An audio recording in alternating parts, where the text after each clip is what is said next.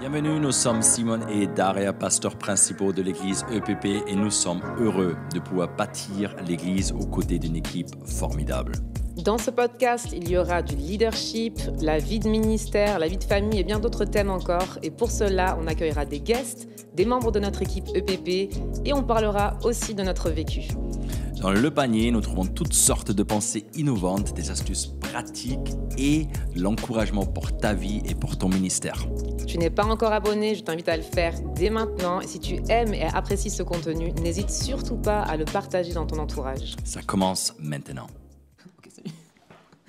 Salut guys. Hello, hello. On vous a promis qu'on reviendrait. Eh ben, on est de retour pour le podcast Le Panier avec Simon et Daria. Salut toi. Salut. En fait, vous avez capté que les premiers 3 podcasts qu'on a fait, c'était sur la thématique du leader heureux. Ouais. Et du coup, on aimerait vraiment continuer sur cette lancée. On a eu beaucoup de retours aussi. Des retours par message, par mail, tout simplement par téléphone. Combien ça a impacté aussi pas mal de personnes, pas mal de leaders, de pasteurs. Et du coup, on est trop contents de ça. Ouais, et aujourd'hui, on a à cœur de vous parler du leader vulnérable. Ouais. Souvent, quand on parle de leadership où on est responsable, dans les écoles de management, il faut être toujours plus fort, supérieur à tous, raconter juste des histoires où on a déjà eu des victoires, mais pas dans les combats dans lesquels nous sommes actuellement. Et je pense qu'il y a une grande force quand on a appris et quand on est sûr de lui, en fait, de diriger en force et en faiblesse. C'est pas qu'en force, mais aussi en faiblesse et d'être vulnérable aussi en tant que responsable, peu importe quel domaine. En fait, je trouve ça déjà presque même rassurant de se dire on ne doit pas être parfait. C'est exactement ce que tu disais, en fait. Dans la société dans laquelle on évolue, on nous demande d'être fort. Une femme forte, un homme doit être fort. Et puis, peu importe si c'est dans le travail, dans la famille, dans le couple, dans le ministère, on nous demande d'être fort. Et au final, c'est rassurant, je trouve, de se dire qu'on peut être un leader vulnérable et on peut aussi leader, c'est-à-dire avoir des responsabilités quand on est fort, mais aussi quand on est faible, parce qu'on ne peut pas être tout le temps fort, en fait. Mais en fait, ce qui est intéressant, c'est que dans nos forces, on inspire des gens. Ça veut dire que les gens sont toujours inspirés par des surhommes, des surhumains, des trucs. Tu te dis « waouh !» Mais ça reste une inspiration, quoi. Ouais. C'est loin, j'aimerais trop. Déjà, les enfants, super-héros, etc. En tant qu'adultes, on a chacun de nous, si c'est au niveau des beautés extérieures, si c'est nos idéaux, si c'est au niveau sportif, si c'est au niveau la manière de parler de quelqu'un, de se présenter, on a certaines choses, mais en fait, on trouve des gens inspirants. En fait, donc, c'est des dans objectifs. Notre force, oui, mais en fait, dans nos forces, on inspire des gens, et dans notre faiblesse, les gens, en fait, s'identifient à nous. Ouais, ça j'ai remarqué. Et ça, c'est une grande différence, en fait. Ça j'ai remarqué quand tu le dis là, je pense, quand j'ai écrit, depuis que j'ai écrit mon livre, La tempête passe, en fait, j'ai reçu tellement de retours de personnes qui ont pu s'identifier, parce que du coup dans le livre je partage les différentes souffrances qu'on a traversées, et on était à l'époque déjà dans le ministère, toi pasteur, moi j'étais plus avec les enfants, mais on était tous les deux une famille qui servait Dieu, quoi. En fait je vois jusqu'à aujourd'hui des gens qui me disent mais Daria, je m'identifie à toi, j'ai vécu la même chose, je passe par des grandes tempêtes, et c'est vrai que les personnes peuvent s'identifier du coup plus facilement. Ouais. Ça veut dire qu'il y a une énorme différence entre être une source d'inspiration et que des gens peuvent s'identifier avec moi, en fait. Ouais. Et Jésus, il a fait ça. Ses disciples sont identifiés avec lui. C'était pas juste, il avait des followers, voilà quoi. C'est des gens qui sont identifiés à lui. Et la deuxième chose, je trouve ça fou, c'est dans nos forces, en fait, on trouve des fans, des groupies, des « ah, il est trop bien », voilà quoi. Mais dans notre faiblesse, on trouve des amis, en fait. Ouais. Mais Jésus, il était inspirant. Oui. Et non, mais j'ai jamais dit l'un ou l'autre, j'ai dit l'un et l'autre. Et oui. En fait, on veut diriger avec force et dans notre faiblesse. Oui. C'est pas que l'un ou l'autre, c'est l'un et l'autre. Mais je trouve ça fou que dans nos forces, ça veut dire chacun de nous, on a des forces différentes. Et quand on est mieux que quelqu'un d'autre dans un domaine, ben, les gens en trouvent des fans. Ah ouais, il joue trop bien. Ah oui, il fait ça trop bien. Ah oui, il prêche trop bien. Ah oui, il sait ça faire trop bien. Mais en fait, c'est dans nos faiblesses qu'on trouve des amis, en fait. Et ce que tout le monde recherche, c'est des amitiés. Et bon, moi, je peux parler aussi, pardon, mais à combien même de rencontres de pasteurs j'étais, où chacun raconte juste ses succès. Ouais. Et des fois, tu es là et tu te dis juste, mince, est-ce que je suis le seul Bah, ça me fait penser, qui n'a pas que des succès, mais qui a des galères aussi. Mais Bah oui. voilà. On a eu un Zoom récemment. Hier, on a eu un Zoom avec d'autres pasteurs. Et en fait, on faisait un genre de tour de table, un tour d'écran, qui vivait quoi en ce moment avec l'Église ou dans son ministère. Et il y avait plusieurs pasteurs, donc des pasteurs principaux d'œuvres et d'église, qui partageaient que l'année précédente était difficile. Et en fait, après, quand on a fait un petit débrief à deux, on était là à se dire, mais ça fait du bien en fait. Ça fait du bien d'entendre que d'autres pasteurs de grandes œuvres, de grandes églises, etc., passent aussi par des défis et sont aussi vulnérables. En fait, on se dit, bon, ça va. En fait, on est normaux, quoi. C'est possible. Ouais. Et je sais pas comment c'est pour toi, mais moi, je me dis qu'en fait, c'est quand on est faible que Dieu peut aussi montrer sa force en nous. Ouais. Et en fait, être vulnérable, c'est aussi admettre et comprendre qu'on est humain, qu'on est faible, qu'on a besoin de Dieu pour avancer, que ce soit dans notre famille ou même dans le ministère. Il y aura des saisons où on se sent fort et il y a des saisons où on se sent plus vulnérable et moins fort. Mais je trouve que en tout cas, c'est rassurant, quoi. Ouais. Et je pense que ce qui est fort, c'est surtout aussi dans le milieu chrétien. Nous, en tant que EPP, on a clairement pris la décision de casser les codes, de créer des super-héros.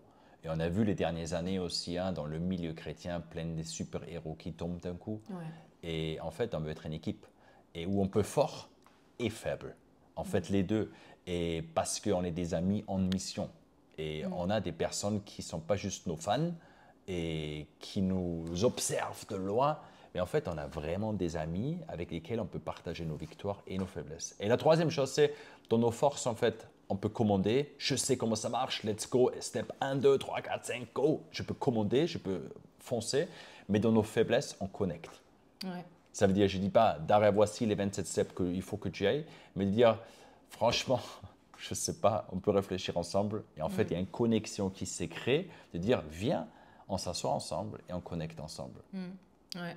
Et si on regarde Jésus, je trouve ça trop fort, ou même la Bible, il le compare toujours à deux opposés que je trouve ultra inspirants. C'est il se compare en tant que lion et en tant qu'agneau. Ce qui est en fait limite l'opposé. Contradictoire. Ouais, oui, parce que le lion est le signe de la force, de la souveraineté, de la prestige, de la majesté. Bon, bref, On a compris. Ouais, on a compris, voilà, vous avez compris. Mais oui, le lion. Ouais, c'est clair.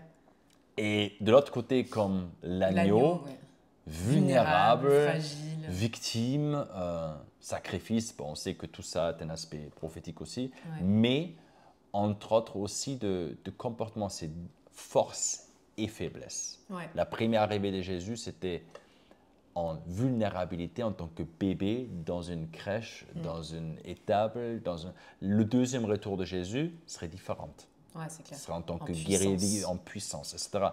Mais même notre Dieu, il se montre pas uniquement en force, mais aussi en faiblesse. En fait, il y a l'exemple de Jésus quand il est né, comme tu l'as dit, il est venu comme un bébé, quoi de plus vulnérable qu'un bébé nu, qui vient, un nourrisson, qui est dépendant, en fait, dépendant de la mère pour survivre.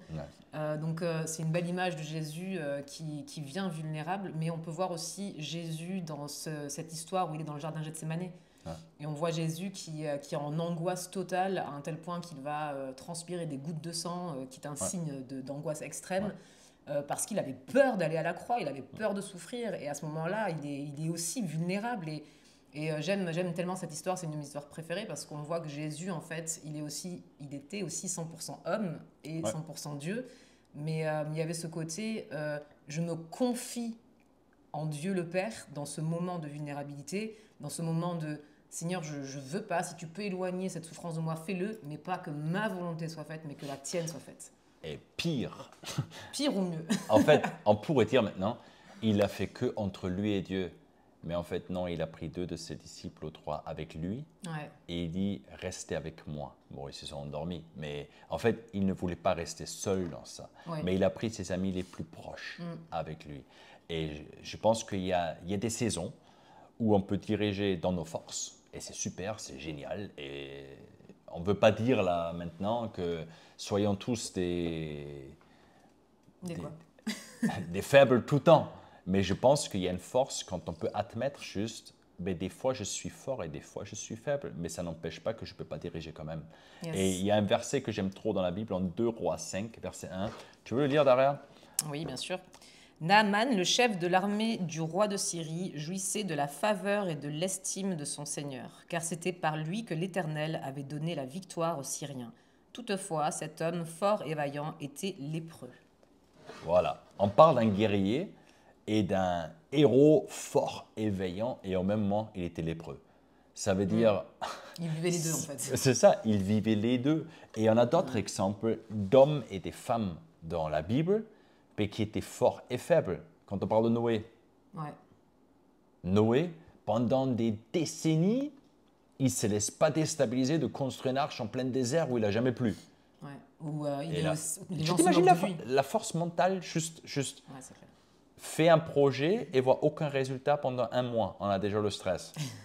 1 an, ok. C'est clair.